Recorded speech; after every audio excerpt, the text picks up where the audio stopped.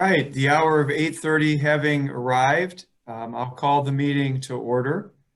Can we take a roll call, please? Sure. Elliott, Here. Bisiani, Pachowski. Here. Krajewski. Here. Colbert, Rutledge. Here. All right, Chairman's remarks. I will just welcome our former Lieutenant Governor, Evelyn Sanguinetti, who is on the line this morning. As you know, she presented, I think, 6 weeks ago to the full board on fair and affordable housing in DuPage County. And we are looking forward to having her back in November to give a presentation to us, to this committee as well. With that, we'll go to public comment. Do we have any? Chairman? No, you skipped the minutes. The approval of the minutes? Or we can approve the minutes. So moved. Second. Any exchanges, corrections, additions? Hearing none, seeing none. Do we need to do a roll call on? We need a roll. Right there, right? Yeah. Okay, Elliott, Yeah, aye. Bisiani, Pachowski. Aye. Krajewski. Aye. Colbert, Rutledge. Aye. Okay, then we move on to public comment. Is there any public comment? There is none. Okay, then we'll move on to resolutions. I will entertain a motion to approve FIR 58520, acceptance and appropriation of additional funding to the Department of Commerce. Second. Any discussion? Hearing none, seeing none, roll call, please. Elliott, Aye. Bisiani, Pachowski. Aye. Krajewski. Aye. Colbert, Rutledge. Aye. Right, I will entertain a motion for approval of FIR 58620, resolution, acceptance and appropriation of funding for the Department of Commerce in the amount of $20,000. Second. Any discussion? Seeing none, roll call. Elliott, Aye. Bisiani, Pachowski. Aye. Krajewski. Aye. Colbert, Rutledge. Aye. All right, I'll entertain a motion to, well, let me just do this. Without objection, I'd like to combine items 7A through 7D. Is there any objection to that? No. No objection. Then I will entertain a motion to approve EDCO 2720, amendment to a contract to World Relief DuPage Aurora, EDP 28520, resolution to Parents Alliance Employment for Youth Training Services, EDP 28620, a resolution to the DuPage Regional Office of Education, Youth Training Services, and EDP 28720, resolution to the Parents Alliance Employment Project for Youth Training Services. Second. Any discussion on those? Hearing none, seeing none, roll call. Elliott, Aye. Bisiani, Pachowski. Aye. Krajewski. Aye. Colbert, Rutledge. Aye. All right, with that, looks like the next item on our agenda is a brief but informative update from our friends at Choose DuPage. Thank you very much, Mr. Chairman. I think Lisa is going to share the screen because she's got a presentation that we always share with you regarding the Small Business Grant Program. While she's pulling that up, I do want to let the committee know of a couple of recent economic development wins for DuPage County that you may or may not have seen in the local paper, beginning with Greenleaf Foods. Greenleaf Foods currently has a small operation in Elmhurst, Illinois, and they are moving their North American test kitchens to Lisle, Illinois, at 2200 Cabot Drive, actually. This will be about 30 jobs, food science. I know member Krajewski remembers when Sarah Lee moved their test kitchens to Downers Grove. This is kind of the same deal for Greenleaf Foods. Greenleaf, for your information, is the largest purveyor of plant-based food products in North America. So they're the ones who make all of the plant-based burgers and hot dogs and all that other kind of stuff. And we worked very hard to find them a location that suited their needs here in the western suburbs. Chairman Cronin and I called on their CEO, and we like to think that through our hard work, we helped them make the decision to locate this really high-end, state-of-the-art testing facility here in DuPage County. They are in the county right now for permits. Believe it or not, the building that they're located in does not have a gas line in it, So we're running a gas line to that building, working with our friends at NICOR, and hopefully they will be in by the first of the year. So that's some exciting news. Secondly, today I am going over to Molex. Molex is being recognized through Illinois Manufacturing Month. Their CEO, Joe Nelligan, and I will be with one of the deputy directors from the Illinois Department of Commerce to recognize the hard work that Molex, who has been a long time DuPage County business and Choose DuPage board member, is doing in the manufacturing community. So just a couple of quick updates. Lisa, Yeah, you know what? It's not allowing me to share the screen. It says I'm disabled. So, excuse me, Amy, can you share the screen or allow me to? I have a flash drive. Is it possible to use that? Yeah, it's not giving me permission to share the screen. I'll give you permission then. Thank you. The caucus gives her permission? Yes. I'm all for it. It's a Polish caucus. Chairman Elliott, happy to have WorkNet give their update while we're loading that. It helps with time. Lisa? Let's see if I can share my screen. Yeah, it also says it's disabled. We're not I feeling would- a lot of love over here, guys. I would need the flash drive too, Amy. DuPage County's first-rate cybersecurity is preventing this. I applaud our friends at IT for this.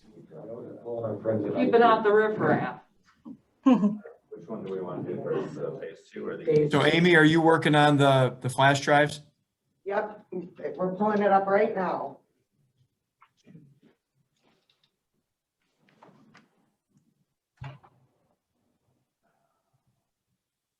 And Amy, I don't know if you've noticed, but can you make a mention in the minutes that Member Covert has joined us?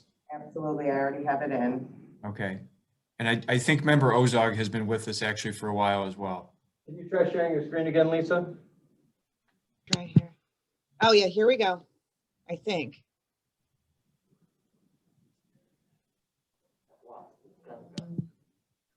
He's hungry too, I'll bet.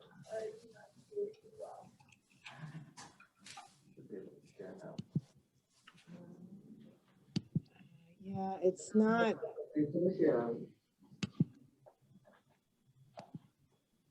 Yeah, it's allowing me to do something, but not share anything on my computer.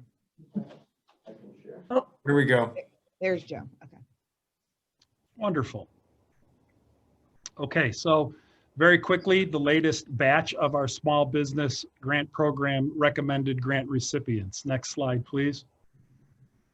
So the latest batch has approximately $947,000 worth of recommended grant recipients coming in front of you. I know that Teresa from our office is dropping off the packet this morning as we speak. Only 74 businesses this time. Phase 2 is slowing down a little bit as we near the end of the tranche of money that the county board allocated. Of the 74 applicants, 70 of those are businesses and 4 are independent contractors. You see on that screen, batch 1 was 155, then 209, 225, and this time we have 74, although that number may go down to 73 today. We have 1 that we're doing a little additional investigating on. Next slide, please. You'll recall the acceptance criteria for this program. They had to have their paperwork submitted by October 15th in good standing with the Secretary of State. This program now in phase 2 does not make a business ineligible if they've received previous PPP funds like it did during phase 1. Next slide, please. So of the 70 businesses, 52 are corporations, 15 are LLCs, 3 are sole proprietors. I should let you know that the reason that we're tracking this and we're doing a little more detailed tracking now is we put a survey out to the businesses that received a grant, whether it was from phase 1 or phase 2, because we wanted to find out 2 things. Number 1, most importantly, how has the grant helped their business stay afloat during these times? And number 2, we wanted to find out a little more deeper dive in terms of what kind of business it was. Were you an ice cream store? Were you a barber shop? Were you a restaurant? So that we can provide the county board some more detailed information, kind of grouped by category, rather than just corporations and LLCs.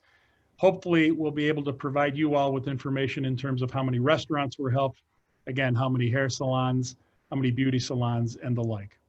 Next slide, please. We're always asked, do we have good dispersion of the businesses throughout the county? Here's a map. You can always go on the county's GIS website. I think I've said this before. We can provide you the links so that you can see where the businesses are located that are receiving the grants. It also keeps track of the volume of recipients within a given community. Naperville has currently received the most grants, followed closely by Wheaton. Next slide, please. The average annual reported revenue for the businesses in this batch is a little larger than we've seen in the past, almost 400,000 in annual revenue. And they've told us that their COVID-related losses total nearly 150,000. Next slide, please. They are asking on average, you recall it's a $15,000 maximum. They're asking on average for $14,463. This always warms my heart to see businesses asking for a specific amount as opposed to the maximum amount. And the average amount of grant funding that we've recommended for this batch is $13,157. Next slide, please. Again, only 4 independent contractors in this batch with an annual average reported income of just over $55,000. Next slide, please. They're located on the map as you see in front of you. Again, only 4 of them. These are 1099 workers, gig workers, and the like. Next slide, please. They've asked for $7,500. That is the maximum amount, and the average amount that we're recommending is just over $6,500. So that concludes my report. I'm happy to answer any questions, but again, I'm really excited. We're getting, now that there's been several hundred recipients that have received funds, they have all received instructions that they must prove that the funds have been used in accordance with their grant application and COVID-related expenses. That information is coming into their Smart Vault portal. Once we receive that information, that customer, that grant recipient is basically absolved of any further action regarding the county. And those, as I said, that information is coming in for the majority of the businesses who've received the grant applications. That's good because we quite frankly don't want to have to chase them down. And then again, we are monitoring the types of businesses and hopefully we'll provide that report to you at the next Economic Development Committee meeting. Happy to answer any questions. Member Rutledge. Thank you, Chairman. Greg, do you have any statistics for the amount of applicants per district? Because I know you said that you spread it across the county, but I see that District 6 is not very well represented by these funds. And is that a matter of we just have not gotten the applications from business owners in that area? We do. Yeah, we do have the information. We can break it down certainly by the majority of the towns within a district. I don't, one business falling on one side of the district boundary or another, but we can give you a very good idea in terms of the number of applicants per district. And I do think that District 6 in particular, the reason that you may not be seeing a lot coming out of District 6 is because, as you know, a large majority of District 6 is primarily residential, especially up in the northwest section of District 6. And we have not seen a lot of applicants coming from that area. But the business components, the business centers within District 6 have been very much in line with the other districts. Happy to, I'll get you that information shortly. Thank you. Any other questions? All right, seeing none. Greg and Lisa, great job. Thank you, sir. Good job. And now we will turn it over to Ms. Shavak. Thank you. Am I sharing, Joe, or are you sharing? If you can share, go ahead. Otherwise, I will. Okay, let me see if this works. You should be seeing it. Yep. Okay.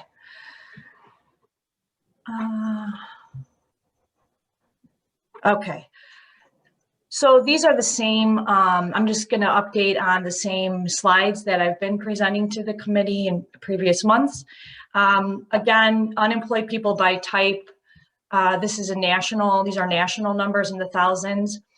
Why this is really relevant to what we're doing, we've been preparing for a tremendous surge of people based off of the overall unemployment numbers.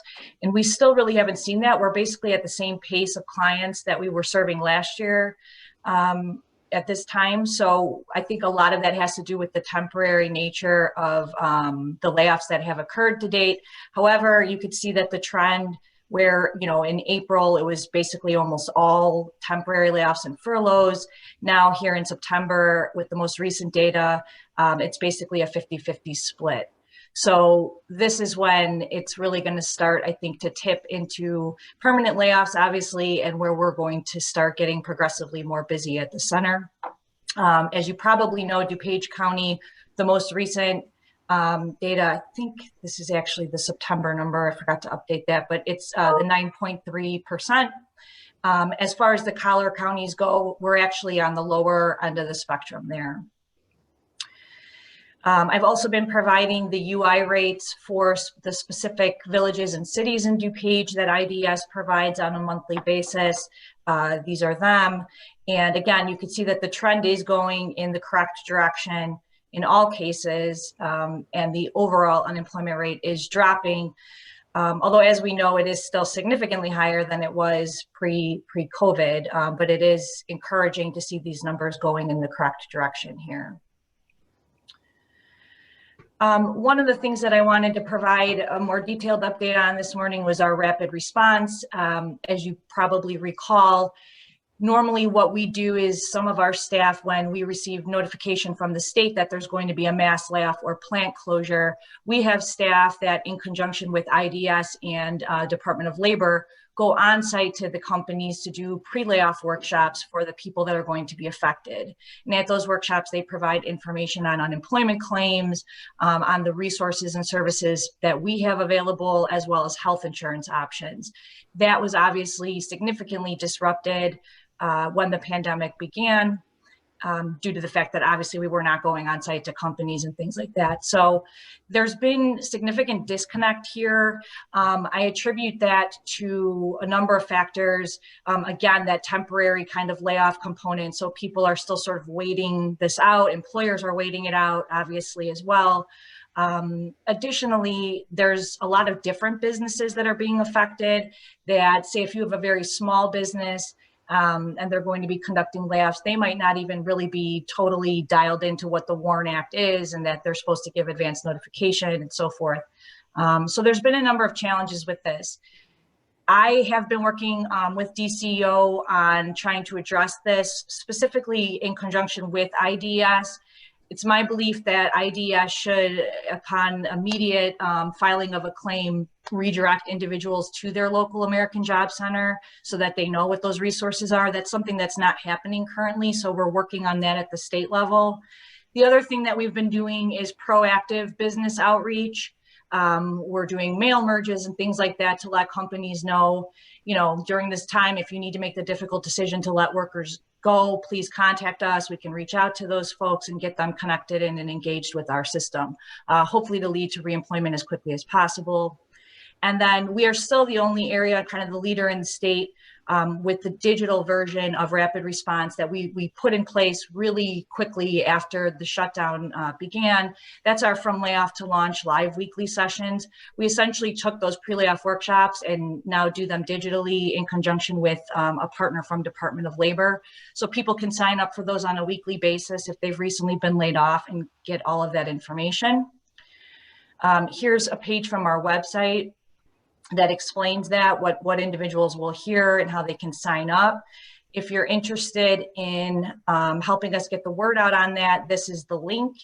And of course, we can provide that after today's meeting as well, if you want to share that in newsletters or on your social media feed.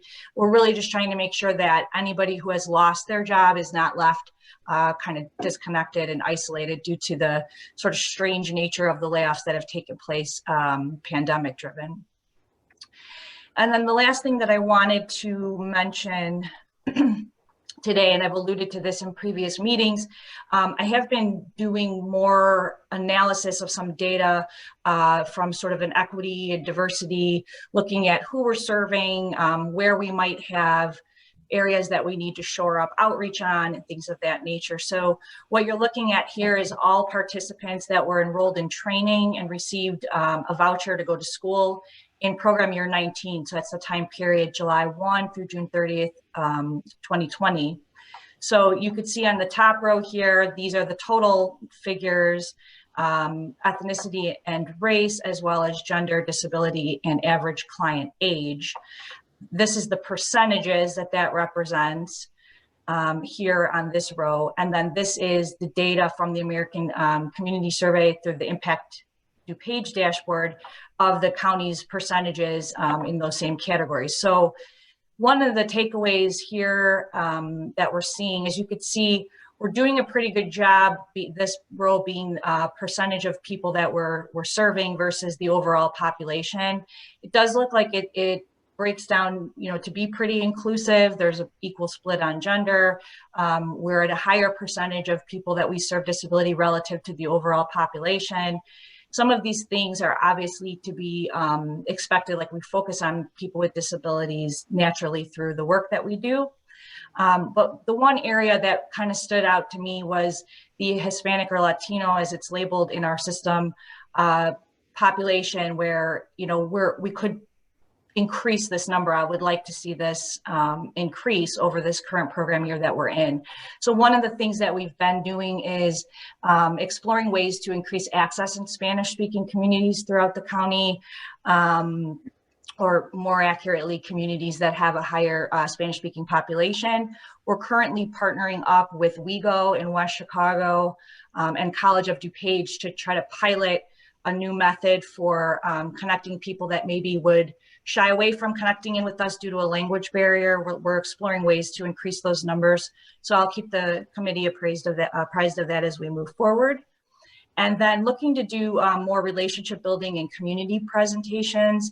I'm hoping to potentially partner up with some of the individuals that were part of the Complete Count Committee that I was also on, and maybe doing community presentations about our services to the specific populations or groups that they work with and serve. And then I wanted to make note that we are in the final year of the Construction Works initiative that we've been a part of in conjunction with the Illinois Tollway and Chicago Cook Workforce Partnership. This is the initiative that aims to get underserved populations or underrepresented populations into the trades. And we've had some interesting kind of successes with that program to date. So I just wanted to make a note of that as well. And that is the end of my presentation. And I too would be happy to take any questions anybody might have. Well, thank you very much for that, Lisa. That was informative. Member Pachalski. Increasing access in the Spanish community, I assume that means that anybody who's Spanish speaking. It's not whether you're resident, employment authorization, or citizen. Is that correct? No, in order to be served through our federal programs, you have to provide documentation of authorization to work. Okay. So anybody who does not have proper documentation does not qualify for our services. Are we getting a lot of undocumented attempting to register? Because I would assume that would be an issue in that community. Is that something you're seeing or not seeing? Not at all. Okay. Very, very rare for us to encounter that. Because I think we need to do more in that community because they're always hesitant. In my experience with doing immigration laws, they're hesitant to do anything with the government facility because they always have apprehension about the big brother or contacting ICE or Homeland Security. And I assume that that's not happening. So my thought would be whatever we can do to increase that would be great. Yeah, I absolutely agree. And so what we're taking the approach of now is using trusted community partners like the WeGo organization that does a lot of great work in West Chicago. They're already embedded in that community. They're a trusted partner. So by kind of using them as the conduit, I'm hoping that we see increased success in that area. Thank you. All right, any other questions for Lisa? All right, Lisa and Greg, great job on those presentations. Thanks for everything you guys are doing to keep us moving. It's very unusual time. It's much appreciated. Mr. Bedalov. Chairman Elliott, I'm sorry, I forgot one thing. You should have all received links to the marketing campaign for business attraction as well as tourism. As you recall, the county board allocated some funds to do a marketing campaign. I received several questions from several county board members regarding when am I going to see the campaign? Where is the campaign? We would urge you to look at those. We're very proud of that campaign. It is already paying dividends on some tourist activity as well as some business attraction activity. And as Lisa pointed out, to the extent that you can share them, because it's meant to go far and wide, maybe not wide, it's kind of a staycation model, but it's also designed to have some local support. So if you need those links, please let us know. We'd be happy to share them with you again to promote the marketing campaign that's underway for DuPage County. Thank you. All right, excellent. So with that, we'll shift over to old business. Is there any old business? Hearing none, seeing none. Any new business? Any new business? Hearing none, seeing none. With that, we stand adjourned. Thanks, everybody. You. Thank you. Have a great day.